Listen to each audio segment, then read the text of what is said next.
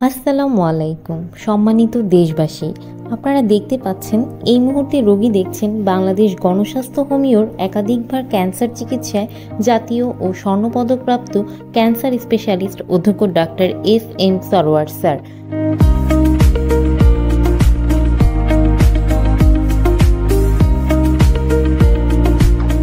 তিনি শনি, রবি ও সোমবার রোগী দেখেন 14 পুরানা পল্টন, ঢাকা 1000 এবং মঙ্গল, বুধ ও বৃহস্পতিবার হবিগঞ্জ সদর শ্মশানঘাট।